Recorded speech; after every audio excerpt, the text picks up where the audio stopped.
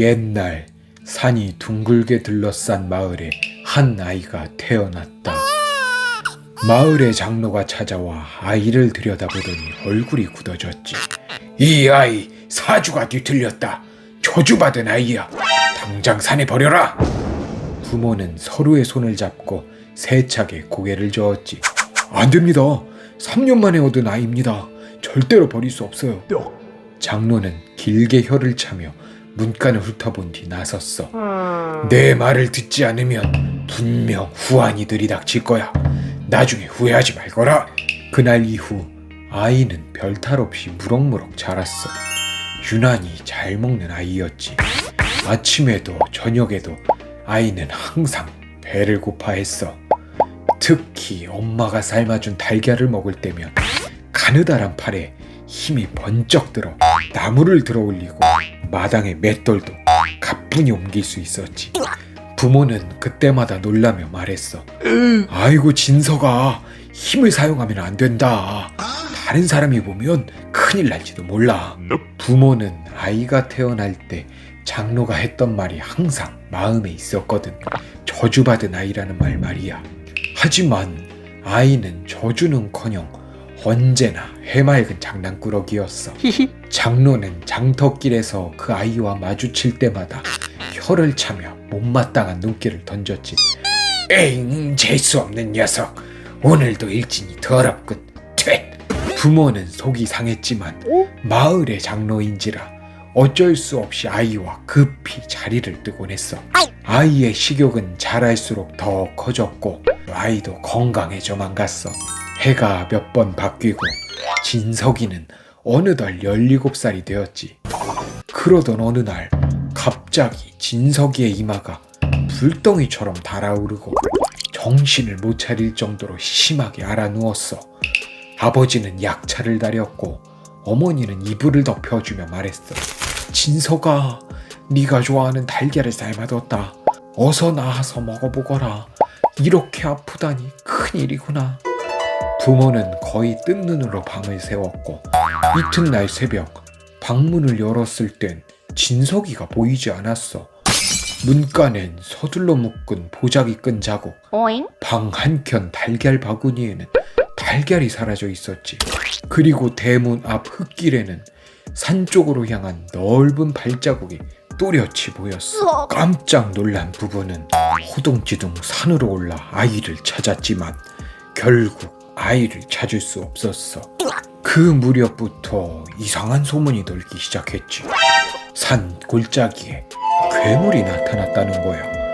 나무 둥거랜 큰 발톱 흔적. 샘터 근처에는 아침마다 숨이 끊긴 산짐승이 발견되었지. 두려워진 사람들은 대낮에도 산길을 피했고 아이들을 서둘러 집으로 들여보냈지. 어느 날 장터에 선 장로가 우물가 둔덕에 서서 사람들에게 말했어. 내가 뭐라 했더냐? 저 저주받은 아이를 내치지 않으니 산에서 먼저 징조가 내려오는 게다. 곧 사람에게도 화가 미칠 터 부모는 책임을 져라. 아이를 당장 내놓아라. 사람들의 입에서 거친 말이 쏟아졌지. 그 집 아이 때문에 우리 마을이 위험한 거 안 보여? 괜히 감싸다 우리 모두 화를 입으면 어떻게 책임질 거야? 부모는 얼굴이 하얗게 질렸지만 아버지는 강하게 고개를 저어서 아니, 우리 아이가 그랬다는 증거가 어딨어? 말도 안 되는 억지든 그만들 두시오. 그러나 누구도 아버지의 말을 듣지 않았지. 어머니가 시장통을 지나갈 때면 혀 차는 소리와 흉흉한 눈빛이 따라붙었어. 어느 날 저녁 해가 기울자 마을 사람들은 서둘러 집으로 돌아갔지. 하지만 진석이의 부모는 쉽게 집에 들어갈 수 없었어. 아직 진석이를 찾지 못했으니까. 그때 산속에서 쿵 하고 무언가 크게 넘어지는 소리가 들렸어. 깜짝 놀란 진석이의 부모는 서로의 손을 잡고 어둑한 숨길로 팔을 디뎠지. 들어선 숲속은 엉망진창이었어. 부서진 가지, 넓은 발자국, 바위에 스친 검은 털이 수북했지. 달빛이 비스듬히 스칠 때 숲 끝에서 목소리 하나가 또렷하게 들렸어. 어머니! 아버지! 목소리의 주인은 바로 진석이었어. 옷깃엔 흙먼지가 잔뜩이고 허리엔 서둘러 묶은 보자기가 탈랑이었지. 어깨 위에는 굵은 발톱과 날카로운 이빨 조각 몇 개가 있었고, 어머니가 달려가 진석이를 끌어안고 아버지는 말없이 진석이의 두 어깨를 살폈지. 아니, 이게 어떻게 된 일이냐? 괜찮아요. 하지만 서둘러 마을을 떠나야 해요. 그때였어. 숲길 아래쪽에서 횃불들이 들이닥치며 사람들이 몰려왔지. 장로가 맨 앞에서 지팡이로 땅을 딱딱 내리치며 소리를 쳤어. 저 아이다! 드디어 찾았구나! 이 아이를 끌어내거라! 아버지가 두 팔을 벌려 진석이의 앞을 막아섰어. 잠깐! 먼저 진석이의 말부터 들으시오! 진석아, 있었던 일을 사실대로 이야기하거라. 진석이는 숨을 고르고 차분히 이야기를 했어.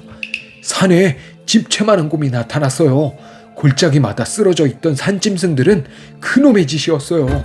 냄새와 흔적을 따라 사흘을 쫓았고 오늘 저녁 계곡 윗자락에서 마주쳤어요. 수근거림이 번졌지. 진석이는 허리 보자기를 풀어 바닥에 내려놓았어.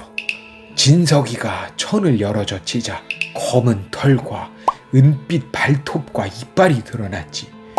처음에는 제 힘으로 모자랐어요. 그런데 어머니의 달걀을 5개나 먹고 간신히 처리할 수 있었다니까요.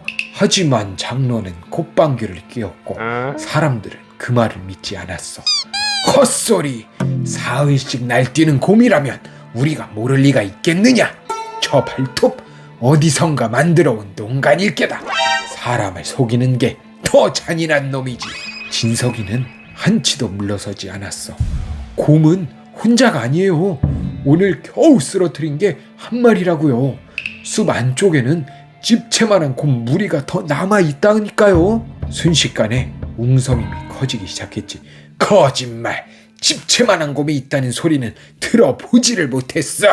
진석이는 부모에게만 들릴 만큼 낮게 속삭이기 시작했어. 어머니, 아버지, 당장 여길 떠납시다. 지금 떠나지 않으면 그땐 너무 늦고 말아요. 아버지의 눈썹이 미세하게 떨렸고 어머니는 진석이의 손을 더 꼭 잡았어. 장로가 지팡이를 높이 들며 고함을 쳤어. 도망칠 속셈이구나. 들었느냐? 저 저주받은 아이가 스스로 인정했다. 오늘 밤 안으로 그 집문을 봉하고 새벽에 아이를 내놓게 하라. 사람들 몇이 등을 떠밀며 다가왔고 누군가는 돌멩이를 움켜쥐었어. 그때 아버지가 한 걸음 앞으로 나서며 말했어. 누구든 우리 대문에 손을 대면 더 이상 참지 않겠소. 장로는 이를 악물고 돌아섰어. 횃불들이 하나둘 물러가고 숲엔 다시 고요가 내려앉았지. 진석이는 부모와 눈을 맞췄어. 어머니, 아버지, 지금 당장 떠나야 해요. 아니, 그것보다 너는 다 나은 게냐? 진석이의 어머니가 걱정스러운 얼굴로 아들의 얼굴을 쓰다듬었어. 네, 이젠 괜찮아요. 아마 마을의 위험을 알게 하려고 그런 것 같아요. 세 사람은 말없이 고개를 끄덕였지.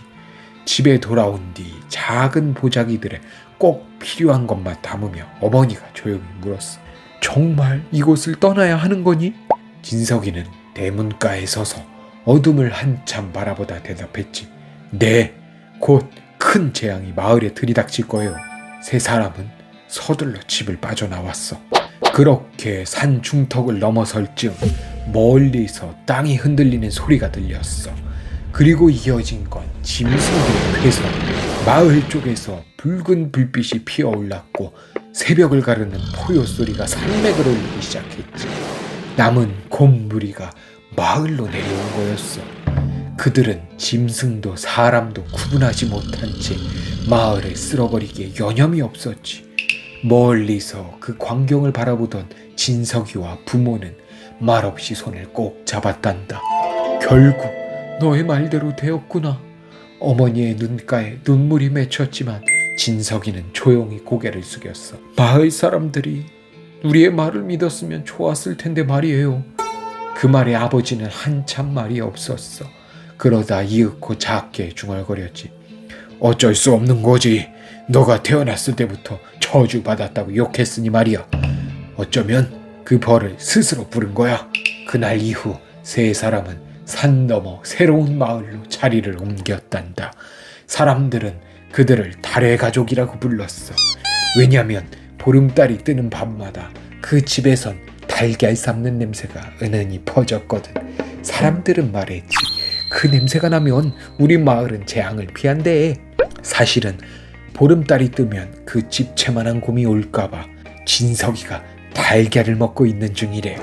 너희들도 다른 사람의 말을 믿지 못한 적이 있어? 한 번쯤은 편견을 버리고 귀를 기울이고 말을 들어봐. 재앙을 피할지도 모르잖아. 이야기에 등장하고 싶은 친구가 있어? 그럼 구독과 좋아요를 누르고 댓글로 이름을 남겨줘. 아, 남자인지 여자인지 알려줘야 돼. 가끔 누군지 헷갈리거든. 끝.